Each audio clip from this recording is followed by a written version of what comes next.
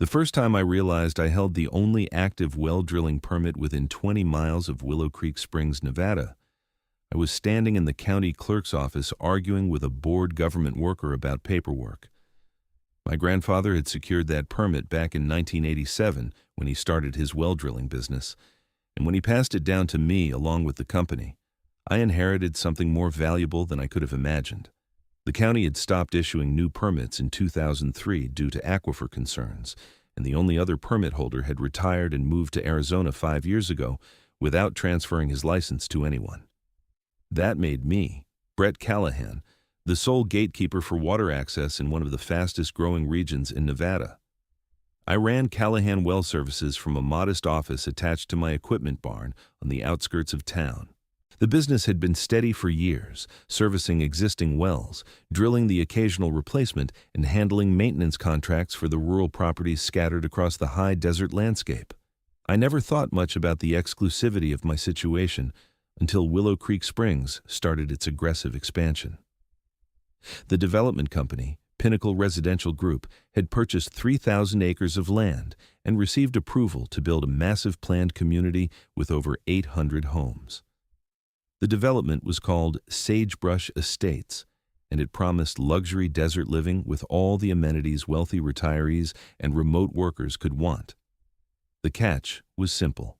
Municipal water lines ended 6 miles away, and extending them would cost somewhere north of $12 million. The developer had opted instead to include individual wells for each property, which was common enough in rural Nevada.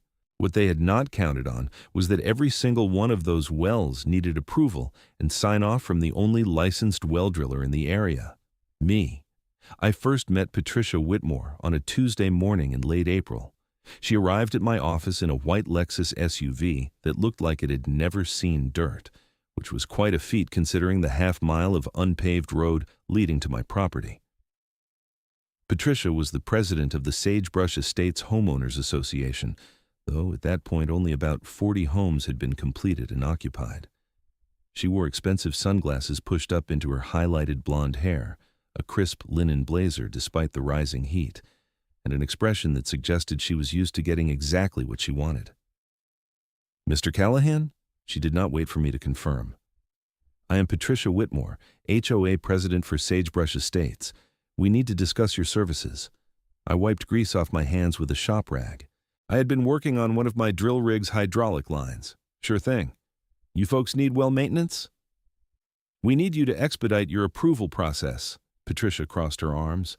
"Pinnacle has 70 homes in various stages of construction, and apparently every single one is waiting on your inspection and approval before they can drill wells. This is creating an unacceptable bottleneck." I leaned against my workbench. I inspect every well site before drilling begins. That's county code. I also have to personally supervise the drilling and conduct post-completion testing. It is not just my policy, it is the law. "How long does this process take?" "Per well? If everything goes smooth, about 3 days from initial inspection to final approval. Longer if we hit complications." Patricia's jaw tightened. 3 days per well? "Mr. Callahan, we have 70 homes that need wells immediately and hundreds more planned. At your current pace, this development will take years to complete." "I can only work so fast, Mrs. Whitmore. I've got other clients too, existing wells that need maintenance and repairs. I cannot just drop everything." "We are prepared to make it worth your while." She pulled out her phone and showed me a number. "Pinnacle is offering this rate per well, with a bonus structure for expedited completion." The number was generous. I would give her that. "About 40% above my usual rate. I appreciate the offer, but I still have time and equipment limitations. I can probably handle 2, maybe 3 wells a week if I really push it." 2 or 3? Patricia's voice went sharp.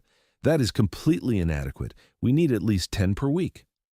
"Then I guess you folks should have thought about that before building in an area with limited water infrastructure." I kept my tone polite but firm. "I'm not trying to be difficult, but I cannot manufacture more hours in the day." Patricia stared at me like I had spoken a foreign language. "Do you understand what you are interfering with? Sagebrush Estates represents over $200 million in development.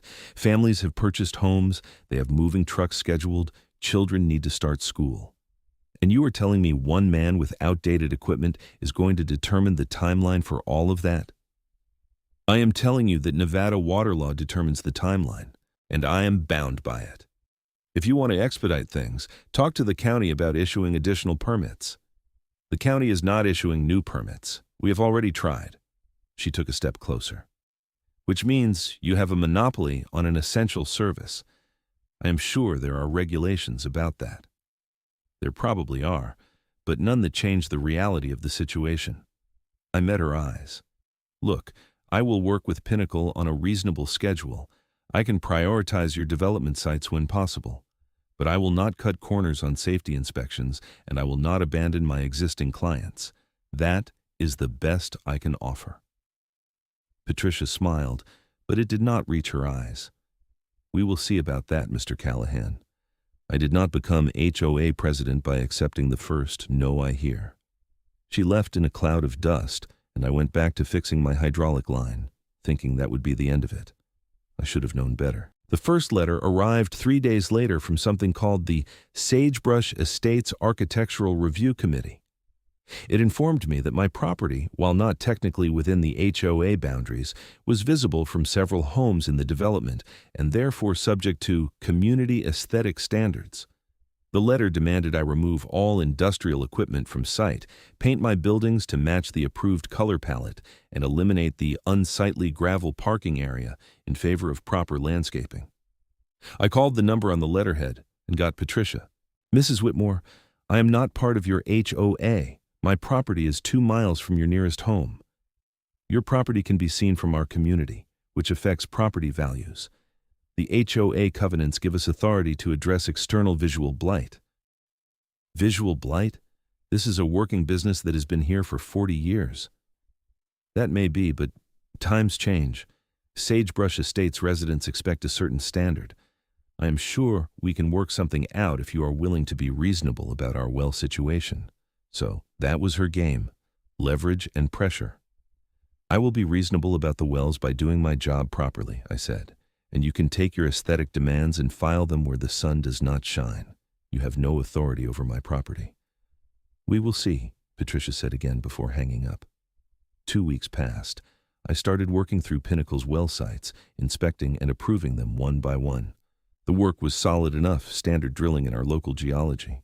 I signed off on 8 wells in 10 days, which was actually faster than my usual pace. I thought maybe Patricia had backed off. Then the county inspector showed up. Gary Mitchell had been the county building inspector for 15 years. We had worked together on dozens of projects and had a good relationship. He pulled up in his county truck looking distinctly uncomfortable. Brett, I've got to do an inspection of your facility. Multiple complaints have been filed. Complaints about what? Environmental hazards, improper storage of drilling fluids, potential groundwater contamination, equipment safety violations. Gary looked miserable. I know it is garbage, but I have got to follow up on every formal complaint. Let me guess. Patricia Whitmore? The complaints were filed through the HOA, yeah. They have got some lawyers sending certified letters to the county every other day. I showed Gary around. My operation was clean and compliant, as he knew it would be. I had proper containment for all fluids, current safety certifications, and environmental permits in order.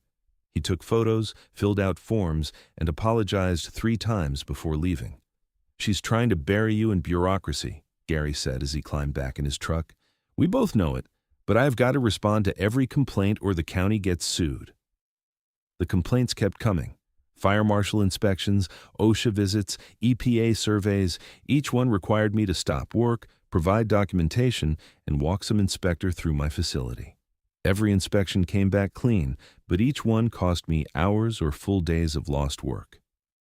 Patricia called after the 3rd inspection cycle. You could make this stop, she said pleasantly. Simply commit to prioritizing Sagebrush Estates wells exclusively until we are caught up. 10 per week like I originally requested. I've got other clients, and even if I drop them all, I physically cannot maintain that pace safely. Then perhaps you should hire additional workers. Who would need their own permits, which the county is not issuing? You know this already. I know you are being stubborn for no reason. This development is the best thing that ever happened to this county. Jobs, tax revenue, growth.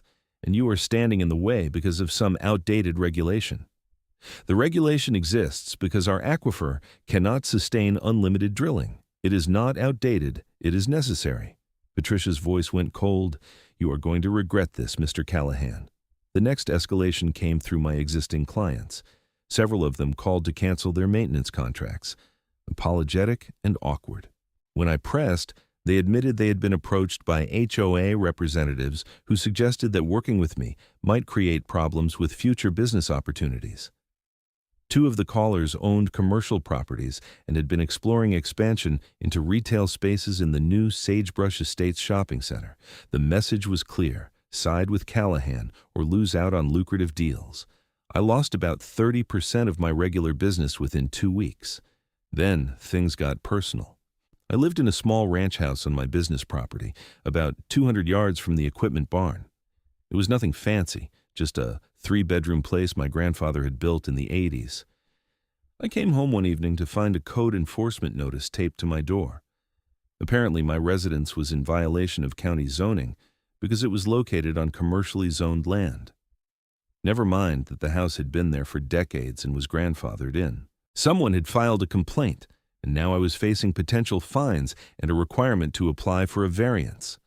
The complaint had come from the Sagebrush Estates HOA.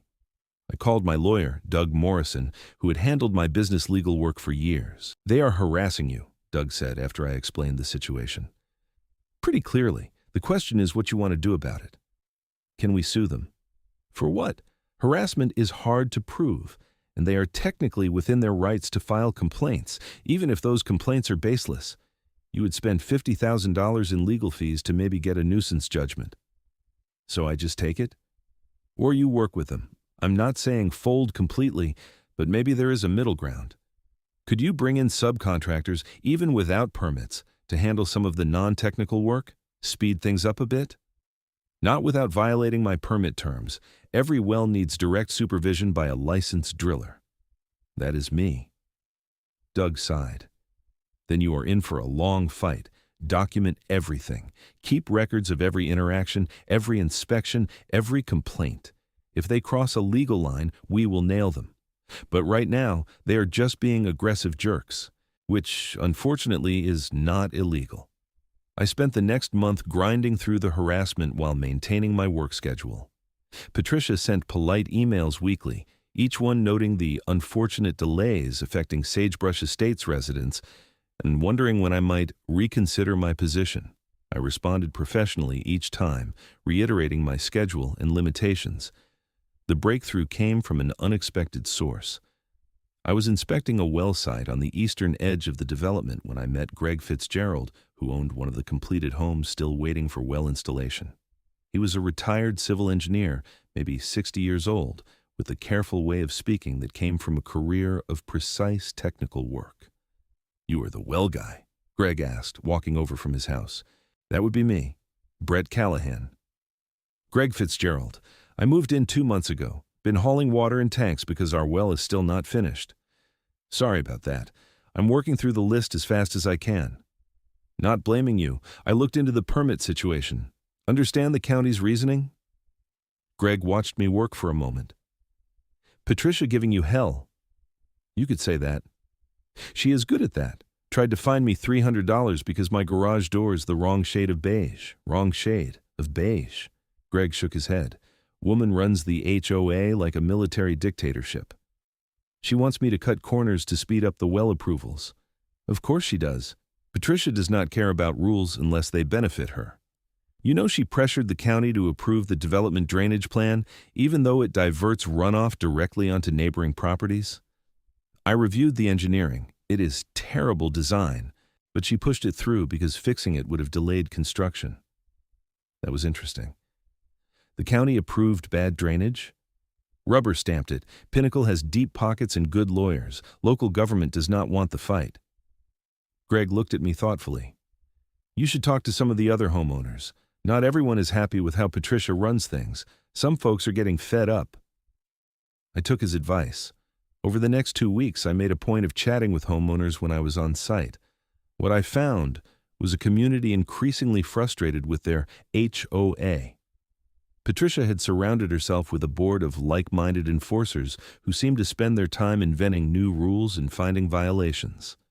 One couple had been fined for leaving their trash cans visible for 20 minutes past the pickup deadline. Another homeowner faced penalties for planting flowers not on the approved species list. The HOA fees had increased twice in 6 months, and the promised amenities like the community pool and gym were perpetually delayed. But the most interesting conversation was with Diana Kemp, who worked as a paralegal for a Las Vegas law firm. Patricia is running the HOA like her personal kingdom, Diana told me over coffee at her kitchen table. We have been trying to organize opposition, but she controls all the information. She schedules board meetings with minimal notice, holds them during work hours so most people cannot attend, and railroads through any agenda she wants. That sounds like it violates HOA bylaws, I said. Oh, it absolutely does. But fighting it requires lawyers, and most people just want to live in peace. They pay the fines, follow the rules, and stay quiet. Diana stirred her coffee. I heard she is targeting you because of the well permits. She wants me to prioritize development wells exclusively and work at an impossible pace. That sounds like Patricia. She thinks money and pressure can solve anything. Diana leaned forward. Here's something you should know. There's a special assessment vote coming up next month. Patricia wants to levy a $5,000 per home assessment to fund faster infrastructure development. She is selling it as necessary for property values. But really, it is just a way to build a bigger budget she can control. A lot of homeowners are angry about it. How does that connect to me? The assessment includes funding to either force you to comply or find a way around you. Patricia told several board members she is exploring legal action to have your permit revoked or to challenge the county's permit restrictions. She has apparently budgeted $80,000 for legal fees. That was escalation I had not expected. Can she do that? She can try. Whether she will succeed is another question, but if you are looking for leverage, the special assessment might be your opportunity. A lot of homeowners would love to see Patricia taken down a notch, especially if they thought it might kill that $5,000 bill. I thought about that. I had been playing defense for months, reacting to Patricia's moves. Maybe it was time to be proactive. I spent the next week doing research. Nevada HOA law was complex, but it had strong provisions for homeowner rights. HOAs were required to provide notice for meetings, allow homeowner input, and conduct business transparently. From what I could tell, Patricia had violated multiple requirements. The special assessment required a vote by the full membership, not just the board, and needed proper notification at least 15 days in advance. I also looked into Patricia's background. She had moved to Nevada from California 2 years earlier and had immediately inserted herself into the development process. Her husband, Richard, was some kind of investment banker who traveled constantly. Patricia seemed to treat the HOA as her full-time occupation, which might have been fine except she approached it with the subtlety of a bulldozer. Greg helped me connect with other frustrated homeowners. We formed a quiet coalition of about 30 households who were fed up with Patricia's management. Diana provided legal guidance. We prepared a strategy. The special assessment notice went out exactly 15 days before the scheduled vote, which was technically compliant, but gave homeowners minimal time to organize opposition. The notice was vague about what the funds would be used for, listing only infrastructure and legal support for community development. I attended the meeting. The HOA gathered in the unfinished community center, a big empty room with concrete floors and folding chairs arranged in rows. About 100 homeowners showed up, which was apparently unprecedented. Patricia stood at the front with her board members, looking surprised at the turnout. Thank you all for coming, Patricia began. We will keep this brief.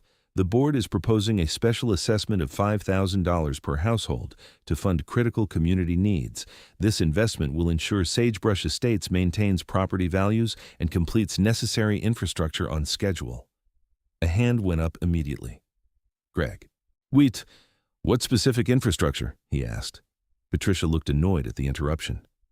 Various projects, drainage, landscaping, legal support for permitting issues. The notice did not provide any breakdown, Diana said, standing. Nevada law requires specific allocation of assessment funds. How much goes where? The board will determine that based on evolving needs, Patricia said smoothly. That is not how it works, Diana shot back. Assessment proposals require detailed budgets. You cannot ask for a blank check. Murmurs of agreement rippled through the crowd. Patricia's expression hardened. The board has the authority to manage community finances as we see fit. Within the bylaws, I said, standing up. All eyes turned to me. Which require transparency and homeowner approval for assessments over $1,000. Patricia recognized me. Mr. Callahan, I was not aware you owned property in Sagebrush Estates. I do not. I am here as an invited guest of multiple homeowners who want to understand why the HOA is planning to spend their money on legal action against me. That caused a stir. Several people started talking at once. Patricia raised her voice. That's a gross mischaracterization. The assessment is for community benefit. Is it true you have allocated funds to challenge Brett's well permit? Greg asked loudly. We are exploring all options to address infrastructure delays that affect every resident. That sounds like a yes, someone called out. The meeting dissolved into chaos. Homeowners started shouting questions. How much was allocated for legal fees? Why was not anyone consulted? What other projects were being funded? Patricia tried to regain control, but the anger in the room had reached critical mass. Diana stood and waited for quiet. I move that we table this assessment vote until the board provides a complete, itemized budget with at least 30 days for homeowner review. Second, 3 people said simultaneously. Patricia looked furious. That motion is out of order. The board has already scheduled this vote. The board does not supersede homeowner rights, Diana said calmly. We are entitled to adequate information before voting on major financial decisions, unless you want me to file a complaint with the Nevada Real Estate Division. That was the nuclear option. The state regulator could investigate and sanction HOAs that violated member rights. Patricia clearly knew it. Fine, she said tersely. We will provide additional information and reschedule. Meeting adjourned. People clustered together as they filed out, energized by the small victory. Greg clapped me on the shoulder. That was good. Patricia looked like she wanted to explode. This is not over, I said. She will just regroup and come at us differently. I was right. 3 days later, I received a cease and desist letter from the HOA's attorney. It claimed I was trespassing on Sagebrush Estates property during well inspections and conducting unauthorized commercial activities within the development boundaries. The letter demanded I stop all work immediately and seek formal permission before entering the community. It was complete nonsense. I had explicit permission from Pinnacle, the development company, to access the well sites. I was conducting legally required inspections under my permit. But the letter was clearly designed to create confusion and delay. I forwarded it to Doug, my attorney. They're just trying to intimidate you, Doug said. Ignore it. Continue your work as normal. If they want to sue, let them. They will lose. But the harassment continued. Code enforcement showed up at my property again, this time claiming they had received reports of excessive noise from my equipment. The county planning department sent a notice questioning whether my permit allowed for the current volume of business. The fire marshal came back for a second inspection based on anonymous complaints about fuel storage. Every distraction cost me time and money. Then, Patricia went after my water. I got a notice from the county water authority informing me that my property's well had been flagged for inspection due to concerns about over-extraction. Someone had filed a complaint claiming my commercial use was depleting the aquifer and potentially affecting neighboring wells. The irony was almost funny.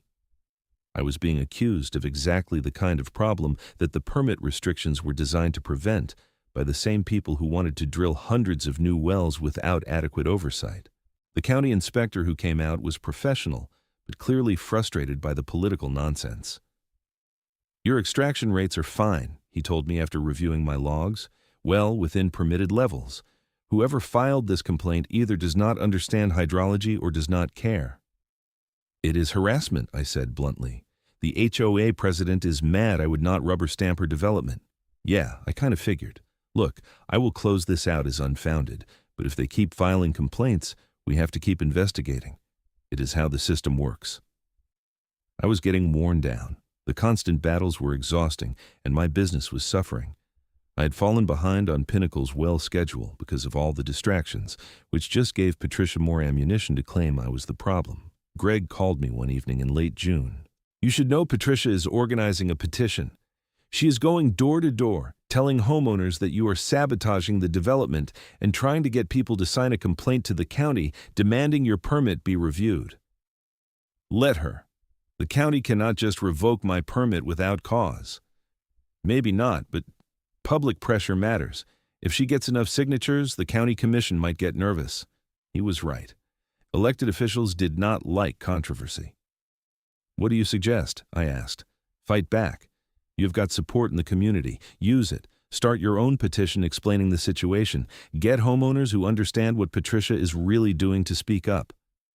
It was good advice. I spent the next week organizing. Diana helped me draft a clear explanation of the permit situation, why the restrictions existed, and how I was actually working as fast as safely possible. We included testimonials from homeowners about Patricia's HOA overreach. Greg, Diana, and several others walked the development distributing information. The response was better than I expected. Many homeowners were frustrated by the delays, but also angry at Patricia's heavy-handed tactics. They did not like being used as pawns in her vendetta. Within 2 weeks, we had over 60 signatures on a counter-petition supporting reasonable well-development timelines and requesting an investigation into HOA management practices. We submitted everything to the county commission ahead of their July meeting. Patricia's petition had about 80 signatures, many of them clearly obtained through misleading information. Our petition had fewer names, but included detailed documentation of the harassment I had faced and the HOA's pattern of violations. The county commission meeting was packed. Patricia showed up with her board members and several homeowners she had recruited.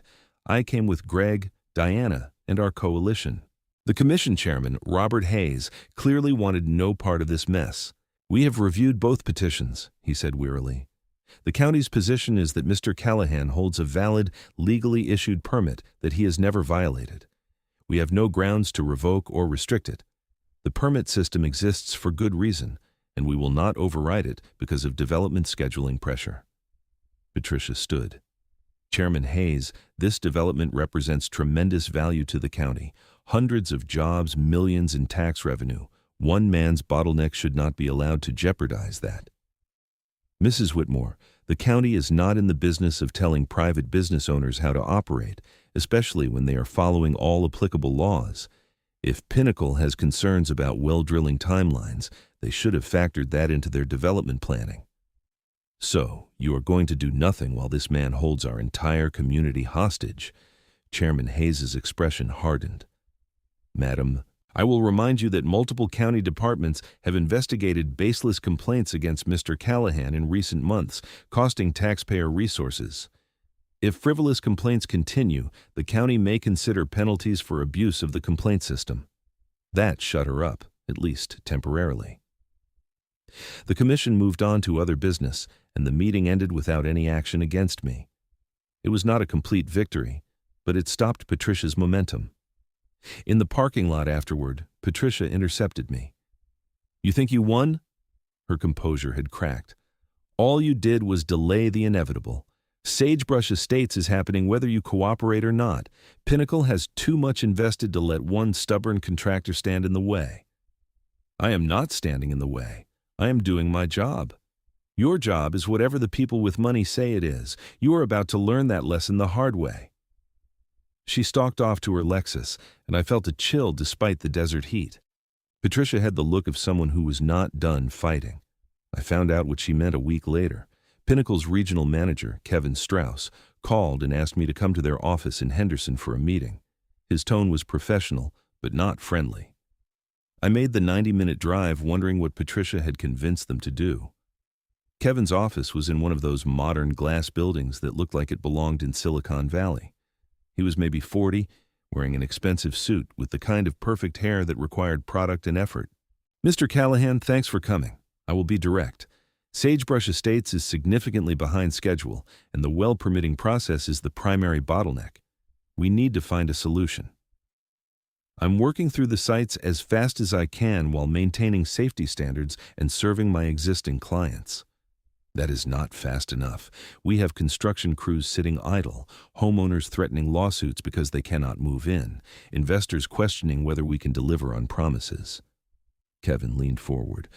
Pinnacle is prepared to offer you an exclusive contract, $1 million for 12 months of dedicated service to Sagebrush Estates. You focus solely on our development, and we make it worth your while. $1 million. That was more than I would normally make in 5 years. What about my other clients? Refer them to contractors from outside the area or put their work on hold. This is a limited time offer, Mr. Callahan, a chance to set yourself up financially while helping us complete a project that benefits everyone. It was tempting. I would be lying if I said otherwise. That kind of money could transform my business and my life. But something about the offer felt wrong. What happens to those clients who need well maintenance? Some of them have issues that cannot wait a year. Kevin shrugged. That is not Pinnacle's problem. We are offering you a legitimate business opportunity. What you do with your other obligations is up to you. And Patricia Whitmore, she part of this deal? Mrs. Whitmore is HOA president. She advocates for her community. Pinnacle works with her but does not control her. She has been harassing me for months, trying to force me to cut corners and abandon my other clients. This offer sounds like more of the same, just with a bigger check attached. Kevin's expression cooled. We are offering you a substantial contract. If you are not interested, fine. But understand that Pinnacle has options. We can bring legal pressure regarding your permit restrictions. We can lobby the county to issue new permits. We can make your life complicated. That sounds like a threat. It is a reality check. Pinnacle invested over $200 million in Sagebrush Estates. We have partners, lawyers, and political connections. You are one guy with an inherited business. Be smart about this. I stood up. Thanks for your time, Mr. Strauss, but I'm going to pass. I will keep working through your well sites on a reasonable schedule, same as I have been. If that is not acceptable, you are welcome to explore your other options. Kevin did not offer to shake hands. You are making a mistake. Maybe, but it is my mistake to make. I drove back to Willow Creek Springs feeling like I had just painted a target on my back. Turning down that kind of money would seem crazy to most people. But accepting it meant abandoning my principals and my existing clients, people who had supported my business for years. It also meant giving in to Patricia's bullying, which stuck in my throat. The next move came faster than I expected. 2 weeks later, a process server showed up at my property with a lawsuit. Pinnacle Residential Group was suing me for intentional interference with business relationships and breach of implied contract. They claimed I had agreed to prioritize their development work, then failed to deliver, causing substantial financial damages. They were seeking $2 million plus injunctive relief, requiring me to complete their wells immediately. The lawsuit was complete fiction. I had never agreed to prioritize anything beyond a reasonable accommodation of their schedule. But fighting it would be expensive and time-consuming. Doug looked grim when he reviewed the filing. This is a slap suit, strategic lawsuit against public participation. They are not expecting to win. They are trying to drown you in legal fees and pressure you to settle on their terms. Can we fight it? Absolutely. We can probably get it dismissed, but that takes time and money. Even with a favorable outcome, you are looking at $50,000 to $70,000 in legal costs. I did not have that kind of cash sitting around. My business was profitable, but not wealthy. What if I countersue for harassment? Possible, but risky. Increases your exposure and costs. The safer play is to file a motion to dismiss, document that their claims are baseless, and get the judge to toss it out quickly. We filed the motion. The judge scheduled a hearing for late August. While that played out, Patricia ramped up her HOA enforcement. She started finding homeowners who had spoken out against her, finding creative violations of the community rules. Greg got hit with $500 in penalties for having a crack in his driveway. Diana was cited for unauthorized exterior paint color, even though her house was builder standard. Others faced fines for landscaping violations, garage door infractions, and other petty issues. The message was clear. Oppose Patricia and pay the price. But Patricia made a critical mistake. She went too far. In early August, she issued a fine to an elderly homeowner named Margaret Chen for leaving her garage door open during the day. Margaret was 78 and left the door open because she had mobility issues and found it easier than constantly opening and closing it. The fine was $300. Margaret paid it, not wanting trouble.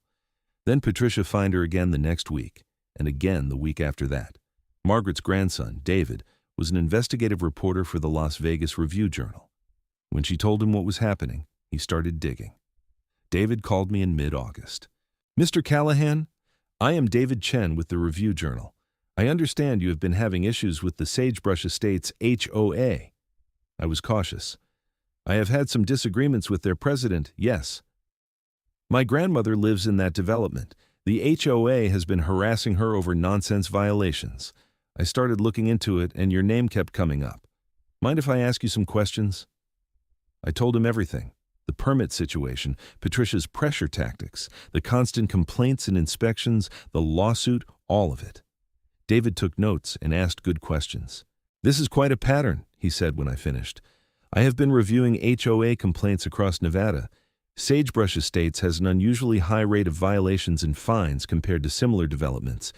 There have also been multiple complaints filed with the State Real Estate Division about improper meeting procedures and financial mismanagement." I did not know about the state complaints. They are public record, mostly buried in bureaucracy, but they exist. Let me do some more research. I think there might be a story here. David's article ran on the front page of the Review-Journal's Nevada section 2 weeks later. HOA, President Wages Campaign Against Well Driller Homeowners was the headline. The piece detailed Patricia's tactics, included interviews with multiple frustrated homeowners, explained the well permit situation clearly, and highlighted the pattern of harassment and violations. It also included some information I had not known. David had discovered that Patricia's husband, Richard, was an investor in a drilling company based in Utah. That company had apparently approached Pinnacle about taking over well drilling at Sagebrush Estates, contingent on finding a way around my permit exclusivity. Patricia had a financial stake in forcing me out. The article hit like a bomb. Within 24 hours, it had been picked up by other Nevada outlets and was trending on local social media. Homeowners in Sagebrush Estates started organizing recall petitions against Patricia and the board. The State Real Estate Division announced they were opening a formal investigation into HOA management practices. Pinnacle issued a statement distancing themselves from Patricia and claiming they had no knowledge of her husband's business connections. They also quietly dropped their lawsuit against me 3 days after the article ran. I thought that would be the end of it. Patricia would resign in disgrace, the HOA would get new leadership, and life would return to normal. But Patricia had one more move. On September 2nd, the Nevada Real Estate Division inspectors arrived at the Sagebrush Estates HOA office for their investigation. What they found triggered a cascade of criminal charges. Patricia had been embezzling HOA funds. The investigation revealed that over the previous 18 months, Patricia had diverted nearly $200,000 from the HOA accounts into personal accounts and shell companies. She had inflated vendor invoices and pocketed the difference, created fake expenditures for services never rendered, and used HOA credit cards for personal expenses. The $5,000 special assessment she had tried to push through was apparently meant to cover the missing funds and create more money for her to steal. The harassment campaign against me had been partly about control and ego, but also about creating chaos and distraction while she looted the HOA treasury. Federal charges followed because she had used wire transfers across state lines. The FBI got involved. Patricia was arrested on September 10th at her home. The local news covered it with helicopter footage of her being led out in handcuffs while neighbors watched. Her lawyer released a statement denying everything, but the evidence was apparently overwhelming. Richard filed for divorce 2 weeks later. The criminal case moved through the system over the following months. I had to testify at a preliminary hearing about Patricia's harassment campaign and how it connected to her attempts to control development timelines and finances. The prosecution used my testimony to establish her pattern of corruption and abuse of authority. In March of the following year, Patricia pleaded guilty to wire fraud, embezzlement, and several other charges as part of a plea deal. She was sentenced to 4 years in federal prison and ordered to pay full restitution to the HOA. Sagebrush Estates elected a new HOA board in a special election. Greg became president. One of his first acts was to pass a resolution formally apologizing to me and thanking me for maintaining professional standards despite the pressure. With Patricia gone and the harassment ended, I was able to focus on my work. I continued drilling wells for the development on a steady schedule, properly inspected and approved. Pinnacle adjusted their construction timeline to realistic expectations. Other homeowners I had lost during Patricia's campaign started coming back, and my business recovered. The county commission, perhaps embarrassed by how the situation had been allowed to spiral, actually did issue 2 additional well drilling permits to qualified contractors from outside the region. It helped spread the workload and reduce the bottleneck. I welcomed the competition. I'd never wanted a monopoly, just to do my job right. One evening in late April, almost exactly a year after Patricia first showed up at my office, Greg stopped by with a bottle of bourbon. "Figured we should celebrate," he said, pouring 2 glasses. "The development is 60% complete, wells are going in smoothly, and the HOA is actually functioning like a normal organization instead of a criminal enterprise." We sat on my porch watching the sun set over the desert, turning the sky orange and purple. "You ever regret not taking Pinnacle's $1 million offer?" Greg asked. I thought about it. Sometimes. That money would have been nice, but I would have had to abandon clients who depended on me and compromise my standards. Not sure I could have lived with that. Patricia would have just found another way to rob everyone blind. Probably, though I wish it had not taken so long to catch her. Greg swirled his bourbon. "You know what the funny thing is? If she had just been patient and let you work through the wells at your pace, none of this would have happened. The development would be a few months behind schedule, but Pinnacle could have absorbed that. Instead, her need to control everything brought the whole thing crashing down. Some people cannot help themselves." We drank in comfortable silence as the stars came out. Willow Creek Springs had changed over the past year, growing rapidly as Sagebrush Estates filled in. More traffic, more people, more everything. But my little corner of desert had stayed mostly the same. My equipment barn, my office, my house, and my business, still operating the way my grandfather had taught me. The well drilling work continued steadily through the summer. I completed the Sagebrush Estates project in October, having drilled and certified nearly 400 wells over the course of 2 years. The development was largely finished, with families settled into their homes and the community actually starting to function like a real neighborhood rather than a construction zone. The new HOA board, led by Greg, operated with transparency and common sense. They held regular meetings with proper notice, responded to homeowner concerns without threats or fines, and managed the budget responsibly. It was almost boring compared to the Patricia era, which was exactly how it should have been. I expanded my business modestly, hiring 2 additional workers to help with maintenance and equipment operation. They could not do the actual licensed drilling work, but they handled preparation, cleanup, and routine servicing, which freed up my time. The 2 new permitted drillers the county had brought in turned out to be solid professionals, and we developed a good working relationship, sometimes collaborating on larger projects. Life settled into a comfortable rhythm. I worked hard, made a decent living, and slept well at night knowing I had not compromised my principles for a quick payoff. On a cool November evening, I got an unexpected visitor. David Chen, the reporter who had broken the story about Patricia, pulled up in a sedan with Review Journal markings. "Mr. Callahan, hope I am not interrupting dinner." "Just finished. What brings you out here?" "Wanted to tell you in person. Patricia Whitmore's sentencing was finalized today. 4 years in federal prison, full restitution ordered. The judge specifically mentioned your testimony as important in establishing the pattern of her conduct." "Good. Glad it is finally over. There is something else. The FBI investigation expanded beyond just Patricia. They found evidence that Richard Whitmore, her husband, was involved in several fraudulent investment schemes. He used the HOA embezzlement money to cover losses in his other ventures. Federal prosecutors in Utah have filed additional charges. He is looking at serious prison time, too. Whole family was corrupt. Seems that way. But here's the interesting part. Remember how Pinnacle claimed they knew nothing about Patricia's conflicts of interest?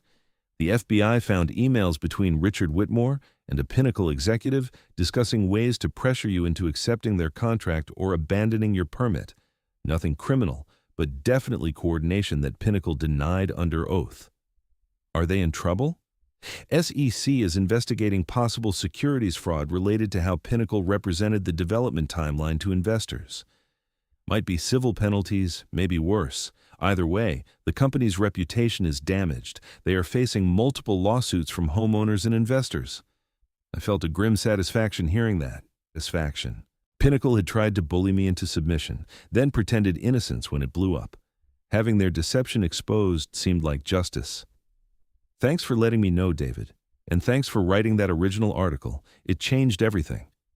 Just doing my job, same as you. You stood up for what was right even when it cost you. That is worth documenting. David handed me a card. If you ever have another story worth telling, give me a call.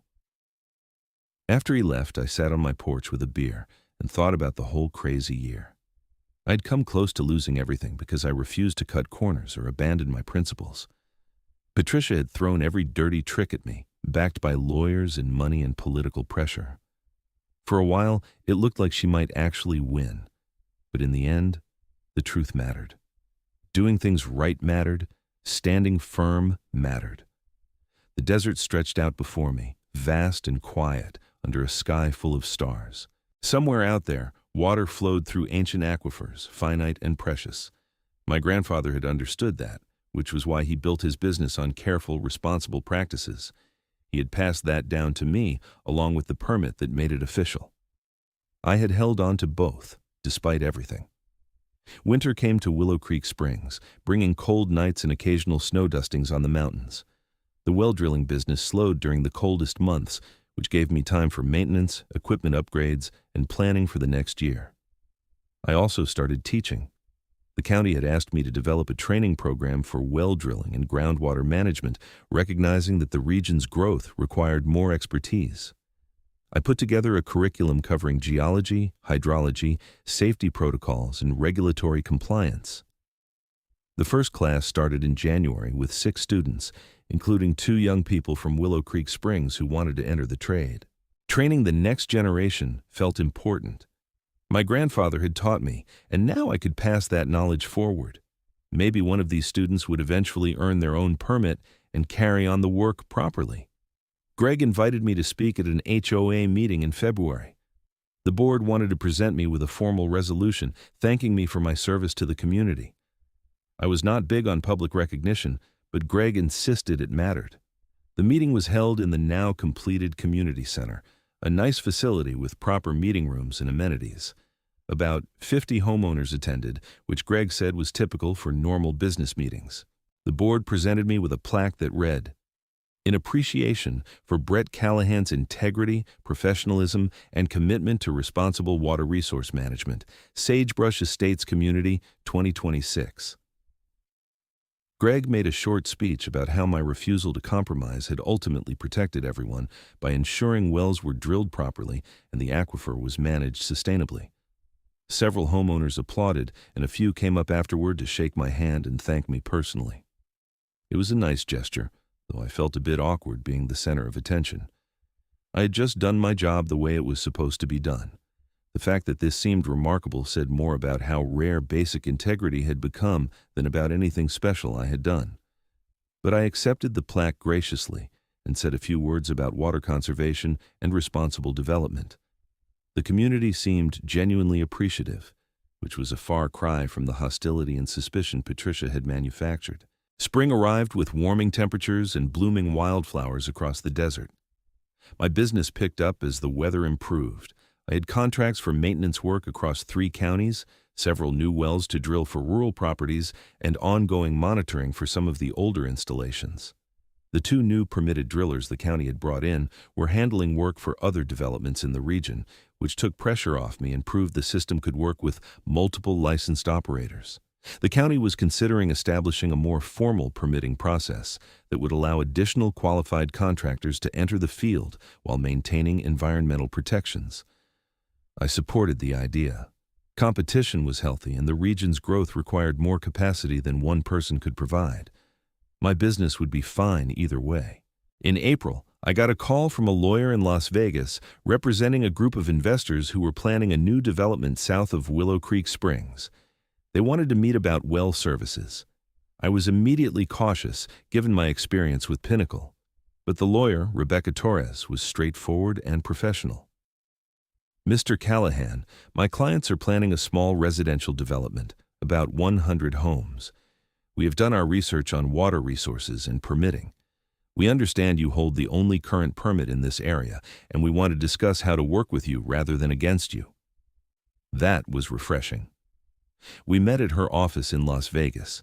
The investors were a group of local business people, not a huge national corporation. They had purchased land, secured preliminary approvals, and were in the planning stages. We learned from Pinnacle's mistakes, one of the investors, Tom Bradley, told me. Trying to bully the permit holder was stupid and counterproductive. We want to build a realistic timeline that accommodates proper well drilling and testing. What kind of timeline are you thinking? 3 to 4 years for full build-out. We will phase construction so wells can be drilled and tested properly before homes are completed. We are also exploring supplemental water sources to reduce demand on individual wells. We discussed details for over an hour. They had clearly done their homework and understood the constraints. Their architect had designed homes with water-efficient fixtures and desert landscaping to minimize consumption. They plan to include community education about aquifer conservation. This sounds very different from most development pitches I hear, I said. Rebecca smiled. My clients care about sustainability. They want to build something that will last and not destroy the environment in the process. Doing it right may take longer and cost more upfront, but it is better for everyone long-term. We worked out a preliminary agreement. I would provide well services on a phased schedule that matched their construction timeline. They would pay market rates plus a modest premium for priority scheduling. No pressure, no threats, just professional cooperation. It was how business should work. As summer approached, I reflected on how much had changed in 2 years. What had started as a simple standoff with an aggressive HOA president had spiraled into harassment, lawsuits, criminal investigations, and federal prosecutions. Patricia Whitmore was in prison. Her husband faced his own legal troubles. Pinnacle's reputation was damaged. The Sagebrush Estates HOA had been completely reformed. And I was still here, still drilling wells the right way, still following the principles my grandfather had taught me. The story became something of a legend in Nevada HOA circles. I heard from other contractors who had faced similar pressure from heavy-handed associations. Some had caved, others had fought and lost. A few, like me, had managed to prevail. The common thread was that standing up to bullies was hard, expensive, and exhausting, but sometimes necessary. Greg told me that HOA reform legislation had been introduced in the Nevada legislature, partly because of what happened at Sagebrush Estates. The proposed laws would strengthen homeowner rights, increase transparency requirements, and create better oversight of HOA finances. It might not pass, politics being what they were, but at least people were talking about the problems. In June, I took a rare vacation, driving up to Oregon to visit my sister and her family. I spent a week not thinking about wells, permits, or HOAs. I hiked in the mountains, played with my nieces and nephew, and remembered there was more to life than work and conflict. When I returned to Nevada, tanned and relaxed, I felt ready to face whatever came next. My business was stable, my reputation was solid. The community respected me. I had weathered the storm and come out stronger. One evening in late June, I sat on my porch watching the sunset, much as I had done countless times over the past 2 years. The desert was beautiful in the fading light, all gold and purple shadows stretching toward the mountains. My phone rang. It was Doug, my lawyer. "Brett, thought you should know. Patricia Whitmore's appeal was denied. She is officially staying in prison for the full sentence, minus whatever good behavior time she earns." "Good. Also, the civil restitution is being paid out to the HOA. They should recover most of what she stole, between her assets and Richard's contributions as part of his plea deal. Glad the homeowners will get their money back. One more thing. Pinnacle settled the investor lawsuits, paid out about $20 million, and agreed to major reforms in how they disclose project timelines and risks. The SEC is still investigating, but the company is cooperating. Everything wrapping up then? Seems like it. You can finally close the chapter on this whole mess. After we hung up, I sat for a while longer, thinking about everything that had happened. Patricia had tried to force me to compromise my standards, and when I refused, she had launched a campaign of harassment and intimidation backed by money, lawyers, and corporate pressure. For months, it looked like she might win through sheer persistence and resources, but she had made fatal mistakes. She had gotten greedy, stealing from the people she was supposed to represent. She had gone too far with her bullying, creating enemies who eventually organized against her. And she had underestimated the power of simple integrity and persistence. I had not done anything heroic. I just kept doing my job right, refused to be pressured into cutting corners, and trusted that the truth would eventually matter. It had been harder and more expensive than I expected, but in the end, it worked. The stars came out over the desert, bright and clear in the dry air. Somewhere beneath my feet, ancient water flowed through rock and sand, a finite resource that required respect and care. My grandfather had understood that. He had built a business based on responsibility and passed it down to me, along with the knowledge and permit to do it right. I had held on to that legacy through the worst that Patricia Whitmore and Pinnacle could throw at me. My permit remained valid and untarnished. My business continued operating according to the same principles that had guided it for 40 years, and the aquifer that sustained this whole region remained protected by proper oversight and careful drilling practices.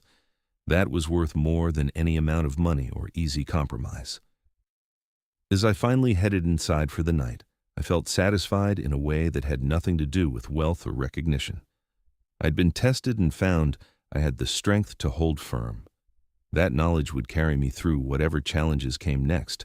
The well drilling business would continue. The desert would keep its secrets. Water would flow where it was meant to flow.